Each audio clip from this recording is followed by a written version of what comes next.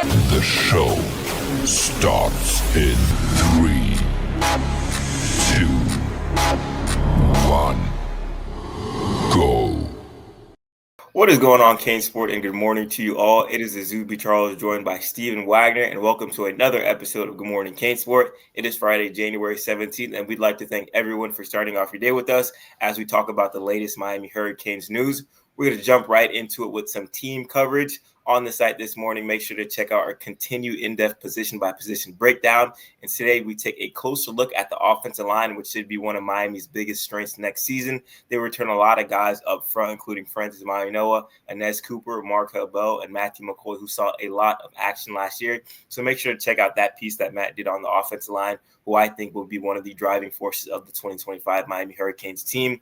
Moving on, we continue our 30 for 30 countdown, counting down Miami's top 30 players that played 30 reps or more. And today we take a look at safety transfers from Jacksonville State, Zachariah Poyser, who is a part of Miami's overhaul in that secondary. Obviously, we all know how the secondary struggled last year, being kind of the biggest weakness of that Miami Hurricanes team. Zachariah is one of the many prospects that they brought in to help shore up the back end for the Hurricanes under new defensive coordinator coach Corey Heatherman. Steven, we both had a front row seat to watch this Miami Hurricanes secondary. They brought a lot of guys in from the high school ranks as well as that transfer portal as well. So, Steven, just what are your thoughts about Miami kind of overhauling this secondary, and what are your expectations for the next season potentially? Well, we've seen that it's absolutely possible to overhaul a position group in the transfer portal. We've seen, in the last couple of years that if you hit on the right guys, I mean, heck, you can really totally change, the entire makeup of your team, pretty much overnight. I mean, you look at what, say Mel Tucker did at Michigan State for one season, to be fair, whenever, he kind of came in, had some issues his first year. Then it looked like year two, he was able to hit the portal pretty well and kind of change the makeup of things, obviously things went downhill pretty, quickly after that. But, you look at what some of the smaller schools have been able to done, you look at what a school like, say, Texas State has done, where they've just brought in a ton of new transfers. You absolutely can overhaul an entire team. You can absolutely overhaul a position group. But the way that this year went for Miami, I really don't think there was any other option but to go to the portal and spend some big boy money on upgrading the secondary. And it's absolutely possible to upgrade one position group enough to put yourself in position, to make a run in the college football playoff. I mean, you look at, the Final Four teams that were in the CFP this year. Texas was a school that, last year they had massive issues in the secondary. This year they went out, they spent some big boy money. They got a really good corner, they got a really good safety, and then, they had a lot of success. You look at Ohio State even, their secondary was fine. It wasn't great, but they went out, spent some big boy money and added Caleb Downs. And now all of a sudden their secondary looks really elite. Penn State, obviously, maybe they should have spent a little bit more in the transfer portal looking at their receivers. But it's absolutely possible to move ahead and upgrade a position group, in a really, really big way. But after seeing what Miami did last year in the secondary, I really don't think there was another option. Now, maybe if your recruiting season, kind of shakes out a little bit differently, you're able to go get a guy like DJ Pickett, who absolutely would have been capable of coming to Miami and starting day one. I have absolutely zero doubt that DJ Pickett could have been the starting corner at Miami day one if you get him from high school. I think you could have gotten the same for Ben Hanks. Actually, I should kind of clarify. I don't know if you could have gotten the same from Ben Hanks as far as starting day one, but I think he absolutely could have been a contributor if Miami was able to land him. But Miami didn't land either of those two guys, which means they had to go to the portal and they had to really start spending big to get in those guys that they think are going to be able to elevate them on the back end.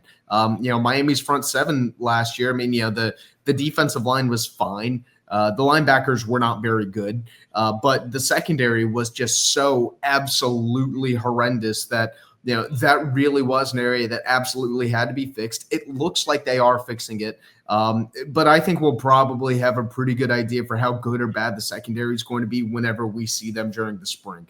Whenever wherever we're watching the spring game, is Miami going to be letting up, ridiculously long passing plays? Are they going to constantly be having coverage busts and communication issues? Now, do I expect everything to be fixed overnight? Definitely not. And there's absolutely going to be some rust that's going to have to be worked out during the spring and during fall camp. But if we can at least get to the point where, during the spring game, that we see that Miami's not bickering or Miami's corners aren't bickering with each other and arguing over who has who. And, you're at least able to get some of the communication issues rubbed out. I mean, that's kind of what I would be hoping for.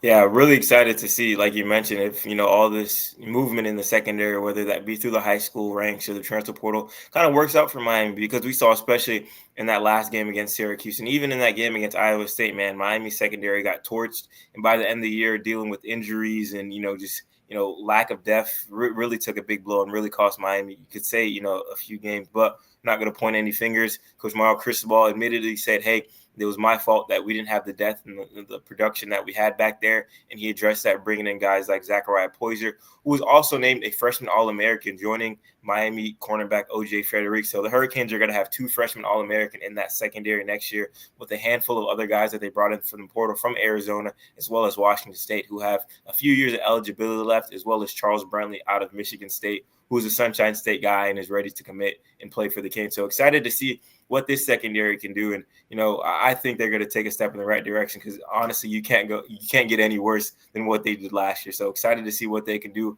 under Coach Heatherman, who, I've got some great first impressions from and talked to a few people around the program who really like him and his intensity. So excited to see what that new look Canes defense, especially secondary, can do in 2025. So make sure to check out that 30 for 30 on Zachariah Poyser, who comes in as the number 25 ranked player with 30 or more reps in this upcoming year's Miami Hurricanes team. Going to move on from some team news and move into some recruiting. Around this time tomorrow, I'll be gearing up to head to Battle Miami, and Steven will be headed down to Coral Gables for Junior Day. It's going to be a super, super busy weekend over the next 2 days when we get to Saturday and Sunday. We'll have you covered with everything. Steven, I want to talk about Battle Miami before I pass it to you for your expectations of what's going to happen to Coral Gables.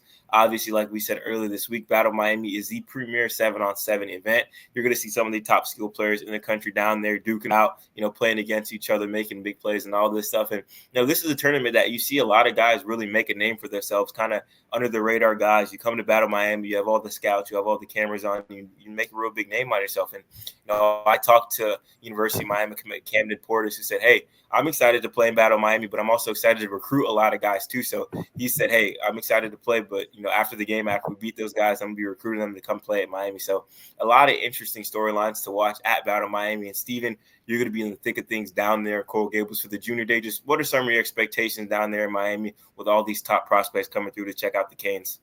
Yeah, well, I mean, this isn't going to be, or at least from what we've been able to gather, this isn't going to be, maybe quite as absolutely massive of a visit weekend as we've had in years past. I remember a couple of years ago, it just felt like it was, top 10 recruit here, top 20 recruit there, top 30 recruit here. And, they're just coming in their droves. It doesn't look like that's going to shake out, quite the same way this year. I think some of this because, you've got the Polynesian Bowl going on in Hawaii. A bunch of top Miami targets are going to be playing in that. So, they'll be on the other side of the world this weekend. Then you've got some other dudes who, have basketball commitments or, have stuff going on outside of 7-on-7, or this just isn't a good weekend for them to go ahead and make the trip to Miami. But I do still think that this is going to be a pretty good opportunity for Miami to get, some one-on-one time with some of these bigger names with some of these bigger local names that we're expecting to get down there. I mean, you think of a guy like, say, Derek Cooper. I think probably one of the best overall athletes in the class. Now, right now he's listed as a running back. I think he's an athlete. I definitely would not call him a running back because I think limiting him to one position, really wouldn't be quite fair. I mean, that kid is just straight up a football player. I think Miami is going to just do whatever they need to do to make sure that they keep a kid like him home. Again, I think that's one of those areas where it's kind of like, just get really good athletes to campus, get really good football players on campus, and then find places for them to succeed. Think of another guy coming down like Brandon Bennett, the 4-star receiver out of American Heritage. He's going to be coming down and taking a visit. You think of Jabari Flowers from Miami Northwestern. He's going to be coming down and taking a visit. I haven't been able to confirm if Calvin Russell's coming. I have not been able to confirm that yet. Although if Jabari Flowers is coming down, another kid from Northwestern, it wouldn't stun me if Calvin ended up coming down too. Although, again, like I said, I have not been able to confirm that. That's just kind of me speculating a little bit. You'll get a couple of commits back on campus. Like we said, Camden Portis is going to be back down there. They'll also get Darion Coleman down there.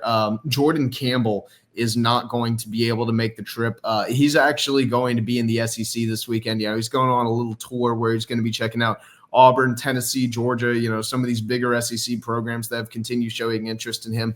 I think his recruitment's going to be far from over. But still, we are expecting a pretty good, solid stream of recruits this weekend. Now, obviously not going to be quite as large as in years past, but I still think that this is going to be a pretty solid group overall.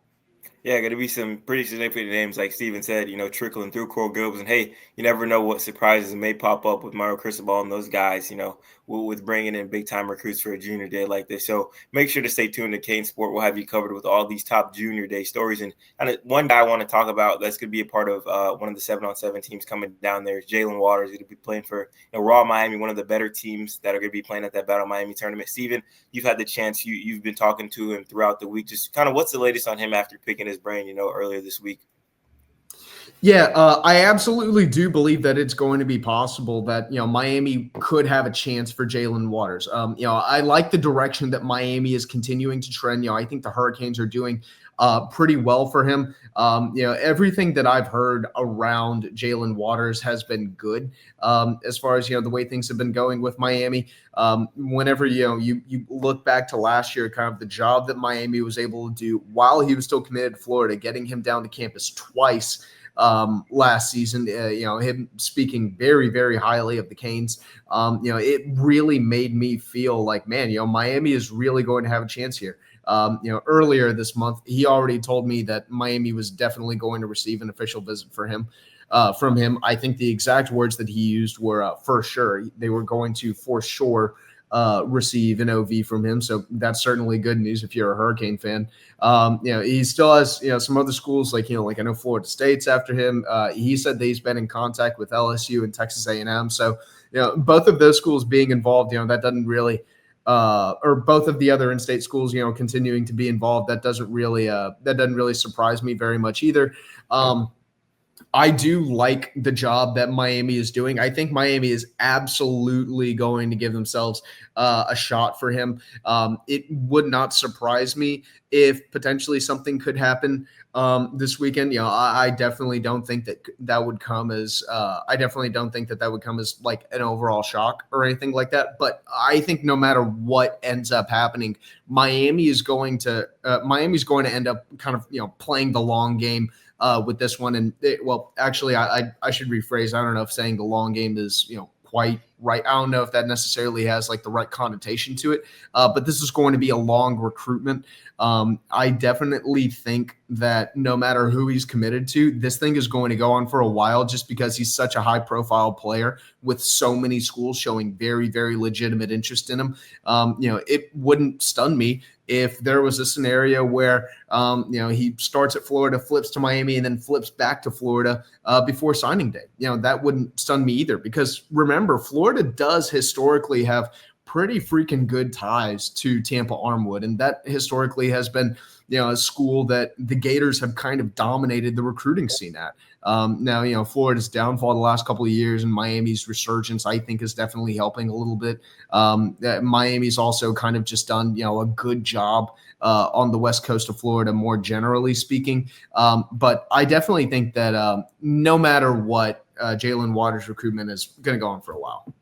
Yeah, going to be definitely an exciting one to cover for the both, Stephen and I. And, one interesting thing that we talked about earlier this week, it's not going to be, just a regular visit. He's going to be spending a lot of time with Kellen Wiley, who was his teammate at Armwood High School, now an early enrollee at Miami, who's really much in his ear saying, hey, continue that pipeline. Obviously, like Stephen mentioned, Florida has some strong ties to Armwood, but hey, Miami landed 2 top prospects from that program on that coast of Florida, and they're looking to continue that with Waters. So make sure to stay tuned throughout the weekend as we have updates on Waters and several of the top skill position players that will be down there in Coral Gables. But we can't forget about the big boys in the trenches, as Miami is set to host a few top offense and defensive linemen in the 2026 class and beyond. One guy I want to touch on right now is Brett Colajay, who I spoke with earlier this week. And obviously, he's headed down for Miami's junior day. But one thing that's really interesting, he said, hey, he's ready to get back down there for a spring practice again and bring his entire family. And I asked him, obviously seeing Miami twice in, a short amount of time, how big of an impact will that potentially have on you? He said huge. Obviously, with 2026 guys, in the focus right now, they're going to be coming down. They're going to be, checking out campuses, seeing what they like, seeing what they don't like with schools. And Colajay is going to use, these upcoming 2 visits to Miami to see, are the Hurricanes going to get a third official visit or an official visit from him, and kind of just see where they really stand in his recruitment. Obviously, Miami really, really likes Brett Colajay and a few other, offensive linemen at IMG. Coach Mario Cristobal, Coach Alex Mirabal went up there, and they had a very extended conversation where Colajay said they, not only talked about football, but just how much they prioritize him in that 2026 class and just what they think he can do down there in Coral Gables. So he's going to be one of the top offensive linemen down there in Coral Gables this weekend. And Stephen, you had the chance to catch up with a Florida State commit, Xavier Payne, who's also the teammate of 2026 Miami commit Darion Coleman, who's going to be down there in Coral Gables for the junior day. And what's the latest on him? What's he saying about Miami and his interest in the Hurricanes? No, obviously he's committed to Florida State. He still feels good about his commitment to FSU. Obviously FSU coming off one of the worst seasons in the history of the program last year. One of the biggest drop-offs, maybe even the biggest drop-off in the history of college football last season. Going from an undefeated regular season conference championship to going 2-10. But he really does believe in Mike Norvell. He thinks he's he does believe that he is a good coach, and he is going to do whatever it takes to get Florida State, back to the level that everyone kind of expected them to be at after they went on that 13-0 run where they won the ACC and it looked like they were poised to go ahead and get into the playoff. But he absolutely has quite a bit of interest in Miami too. And right now, a lot of it really stems from what he thinks of Alex Mirabal. Alex Mirabal's just resume of developing top-tier offensive linemen. That really, really does speaks like that. It speaks volumes about Mirabal's ability to Xavier Payne. Whenever you look at what he's done with guys kind of like Xavier, who are, these kind of big lumbering offensive linemen, I definitely think that he's not just coming down to Miami for absolutely no reason. There absolutely is some real interest there. Miami's kind of been keeping tabs on him for a little while. I still think that there's going to be a ways to go in this recruitment. And, I think we'll probably have a better idea after this visit if he's going to be a guy that Miami's really going to want to turn the heat up on or not. Because, one thing that I think a lot of people need to remember is, they want to know, what is a kid going to get out of a visit? A lot of times these visits are about what a coaching staff is going to get out of a visit too. Seeing this kid face to face, getting a feel for his body type. Do his measurements kind of, align with what you're looking for? Do you feel like he has the right attitude? Do you feel like he has the right buy-in? Do you feel like, this is a kid that you potentially could end up coaching? Or is this a kid where you're glad that you saw him in person because now you kind of know, hey, maybe we're looking for something a little bit different. Maybe this isn't the specific style of player that we're looking for, that we want to pursue. So I would expect us to have a much better idea of kind of where Miami wants to go after this visit. Yeah, I feel like that's a really good point that you brought up, that a lot of people, don't think about, actually getting eyes on these kids, because you always see on Twitter, oh, kid 6'4", 220, runs a 4.4, whatever it may be. And then he gets on campus, he's 5'10", 180 pounds. So that's something that, you hear coaches kind of talk about, whispers about, oh, this kid actually matches up with his measurables. This kid actually doesn't. Well, this upcoming weekend, like I said, you're having, some of the best skill position players down there, in a 20-minute drive away from you. Get them on campus, kind of get in that first impression for some of these kids too. That really goes a long way, because there's a lot of guys that we see on campus and just, I just got an offer from Miami, and then we look down the road and, hey, this kid is a big time player for Miami, and the Hurricanes are really pushing for him just because he came down for that junior day, was down there for that Battle Miami tournament. So a lot of interesting storylines to follow and keep an eye on throughout the weekend. And like I said, we'll have you covered from, junior day down there in Coral Gables, as well as at Battle Miami on site with Steven and I, going to be there at both places. So make sure to stay tuned with CaneSport.com throughout the weekend for all your Miami Hurricanes recruiting news and team news as well. That's all that we have for this episode of Good Morning CaneSport. For Stephen Wagner, I'm Azubi Charles. Thank you all for joining us, and have a great rest of your day.